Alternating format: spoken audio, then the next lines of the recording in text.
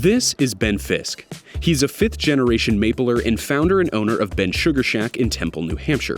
Ben found his passion for maple at an exceptionally young age after a preschool field trip to a sugar shack. My dad took a little 55-gallon barrel and we tapped 13 trees and he made me a little homemade evaporator, and we made a little bit less than a gallon of maple syrup that year. And the time I was 15 years old, I won the Carlisle Trophy for the best maple syrup in the state of New Hampshire. I'm 15 years old, I made about $50,000 in a week selling maple syrup.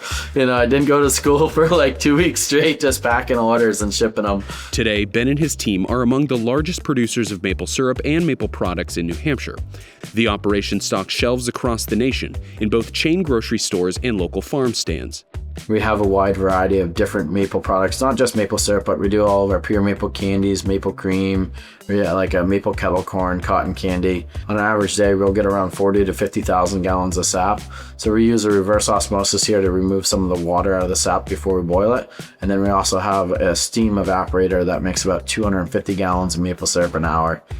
But making maple syrup is a unique and delicate process. Not only are the harvesting seasons short, but the unpredictable forces of nature can make or break a harvest, a concern Ben faces with the recent warm weather. It's all about the weather, the daytime temps. You can only make it really in the month of like February and March, maybe a little bit in January and a little bit in April, but we wait 9 months out of the year, tap this tree, and then hope that we get 40-degree days and cold nights. And then if it gets over 50 degrees, the sap actually works backwards. It slows up running. And so this winter has been, it's a lot colder than it has been. And so we haven't had very many of those days. If that 70-degree weather they're forecasting sets in here for 5 or 6 days, it can start the process of the bud to start to germinate fast. And the season can be over very quickly. It can dry up the tap hole.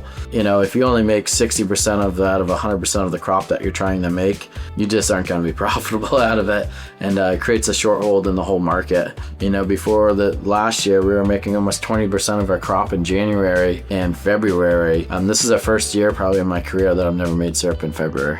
The challenges of maple production don't just lie in forecasting the weather.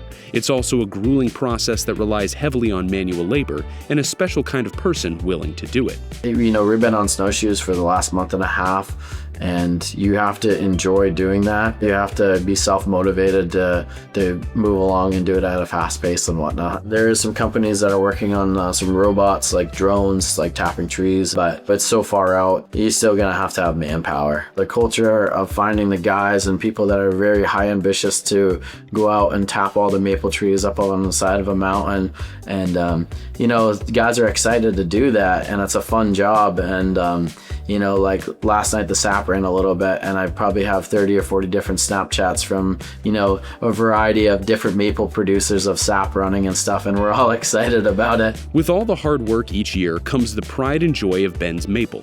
Tours held every weekend in March at the Maple Station Market, the company's headquarters and flagship boiling site.